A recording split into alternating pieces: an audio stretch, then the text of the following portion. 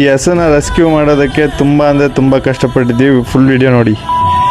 ಹೌದು, ಈ ಹಸುನ ಕಳ್ತನ ಮಾಡೋಕ್ಕೆ ಯಾರೋ ಟ್ರೈ ಮಾಡಿದ್ದಾರೆ. ಆದರೂ ಈ ಹಸು ತಪ್ಪಿಸ್ಕೊಂಡು ಬಂದಿದೆ. ಅವ್ರು ಕಟ್ಟಿರೋ ದಾರ ತುಂಬ ಬಿಗಿಯಾಗಿದೆ ಕುತ್ತಿಗೆ ಹತ್ರ.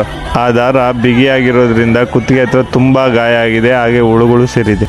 ಈ ಥರ ಆಗಿದೆ ಅಂತ ನಮ್ಗೆ ಗೊತ್ತಾಯಿತು. ನಮ್ಮ ತಂಡದವರೆಲ್ಲರೂ ಸೇರಿಕೊಂಡು ಹಿಡಿಯೋಕ್ಕೆ ಟ್ರೈ ಮಾಡಿದ್ವಿ. ಅದು ನಮ್ಮನ್ನು ನೋಡಿ ಗಾಬರಿಯಿಂದ ಓಡ್ತಾ ಇತ್ತು.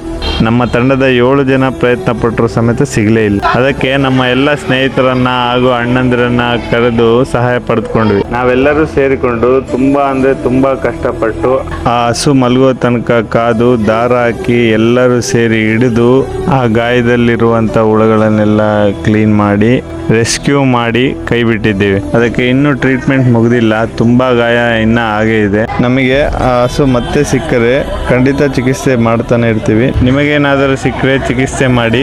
ಧನ್ಯವಾದಗಳು. ಸತತವಾಗಿ ಹೆಂಗೋ ಒಂದು 20 ಜನ ಎಲ್ಲರೂ ಬಂದು ಸೇರಿ ಹಿಡಿದು ಹೆಂಗೋ ಸಕ್ಸಸ್ ಆಯಿತು.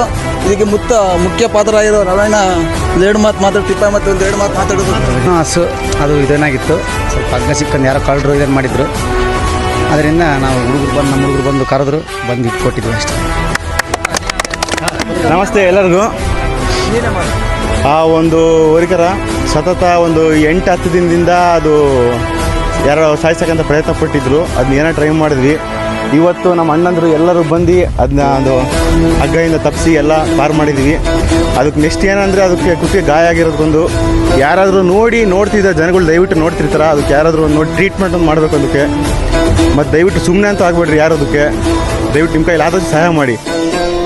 ಎಲ್ಲ ಬಂದಂಥವ್ರಿಗೆ ಎಲ್ಲರಿಗೂ ಧನ್ಯವಾದಗಳು. ಜೈ ಕರ್ನಾಟಕ, ಜೈ ಗೋಮಾತೆ.